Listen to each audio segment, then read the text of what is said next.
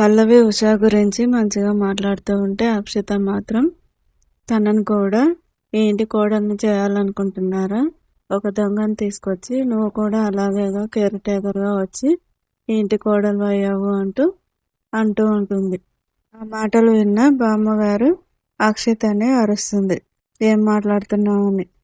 ఉషా అలాంటిది కాదు, ఎక్కడో ఏదో తప్పు జరిగిందని, తను దొంగతనం చేసే మనిషి కాదని చెప్తూ ఉంటుంది. అలాగే పల్లవినేమో సాక్ష్యాల కోసం వెతుకుతూ ఉంటుంది. ఉష అలాంటిది కాదని చెప్తూ ఉంటే ఎవరు నమ్మట్లేదు. మన ఇంట్లో సీసీటీవీ ఫుటేజ్ ఉంది కదా, ఆ ఫుటేజ్ని తీస్తే ఏదైనా ఆధారం దొరకవచ్చని చరణ్కి చెప్తుంది. సరేనని చరణ్ సీసీటీవీ ఫుటేజ్ తీసుకుని వస్తాడు. సీసీటీవీ ఫుటేజ్ అనగానే అక్షిత, చందు వాళ్ళు భయపడుతూ టెన్షన్ పడుతూ ఉంటారు. ఇప్పుడు అందులో ఏముంటుంది, చూసినా తెలియడానికి ఏమీ ఉండదు అని చెప్తూ ఉంటారు. నువ్వెందుకు అంత టెన్షన్ పడుతున్నావు అంటూ చందుని అంటూ ఉంటాడు చరణ్. నాకేం టెన్షన్ లేదు, నాకేముంటుంది అని మళ్ళీ కవర్ చేస్తాడు చందు. ఆ తర్వాత సీసీటీవీ ఫుటేజ్ ఆన్ చేసి చూస్తారు. 2 సార్లు చూసిన తర్వాత అక్కడ ఎవరికి ఏమీ అర్థం కాదు.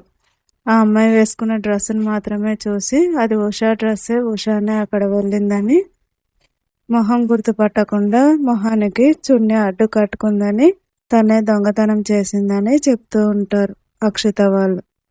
కానీ పల్లవి అప్పుడేం మాట్లాడదు. ఆ తర్వాత మళ్ళీ ఆలోచించి మళ్ళీ ఒకసారి ప్లే చేయమని చెప్తుంది. అప్పుడే తను ఆ వీడియోలో ఉన్న అమ్మాయికి కాళ్ళకున్న కడియాలు గమనిస్తుంది.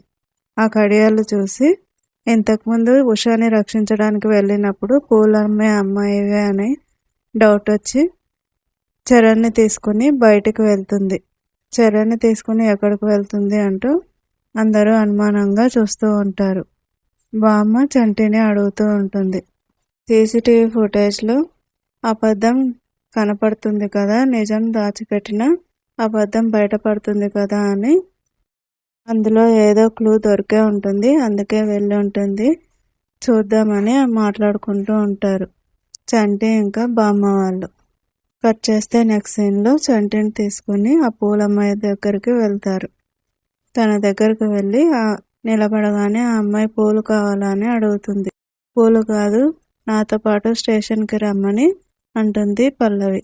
నేనెందుకు రావాలి, నేనేం తప్పు చేశాను అని మాట్లాడుతూ ఉంటే, నువ్వేం తప్పు చేసావో అక్కడే చెప్తాను, మర్యాదగా వస్తావా లేదా అని బెదిరిస్తుంది. నేనే తప్పు చేయలేదు అని అంటూ ఉంటుంది.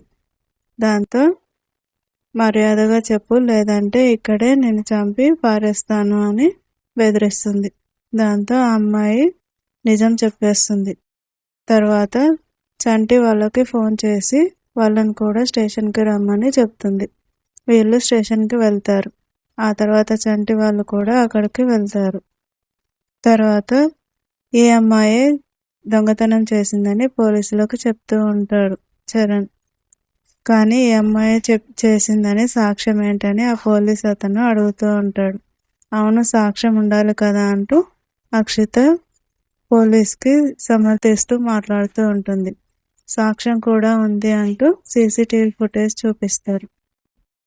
ఆ ఫుటేజ్లో డ్రెస్సును చూసి ఆ అమ్మాయి దొంగతనం చేసినట్టు తెలుస్తుంది. ఇంకేముంది అందులో అని పోలీస్ అతను అంటూ ఉంటే, ఆ కాళ్ళకున్న కడియాలు చూడండి, ఈ అమ్మాయివే, ఉషాకి అలాంటి కడియాలు లేవు, అలా వేసుకోదు అని చెప్తూ ఉంటారు. ఆ తర్వాత పూలు అమ్మే అమ్మాయిని చూపిస్తారు. అవును, ఈ అమ్మాయేనని అంటూ ఉంటారు. ఆ తర్వాత చంటి వాళ్ళేమో ఇంట్లో తలుపులు వేసి ఉంటే నువ్వెలా లోపలికి వచ్చావు, అసలు ఆ డ్రెస్ నీకెలా వచ్చింది, ఉషా డ్రెస్ నువ్వెలా వేసుకున్నావు అని అడుగుతూ ఉంటారు. ఆ అమ్మాయి ఏం చెప్పకుండా సైలెంట్గా నిలబడి ఉంటుంది, మాకేం తెలియదు అన్నట్టుగా. అక్షిత వాళ్ళేమో ఆ అమ్మాయికి సైగలు చేస్తూ ఉంటారు, నిజం చెప్పొద్దు అని. పల్లవి అక్షిత వాళ్ళ గురించి నిజం బయట పెడుతుందా? ఏం చేయబోతుంది? అక్షిత వాళ్ళు ఇరుక్కుంటారా? ఉషాని కావాలని దొంగతనం కేసులో ఇరికించి ఇంట్లో నుంచి వెళ్ళగొట్టాలనుకుంటున్నారు. ఏం జరగబోతుంది? కట్ చేస్తే నెక్స్ట్ సీన్లో ఉషాకి ధైర్యం చెప్తూ ఉంటుంది పల్లవి.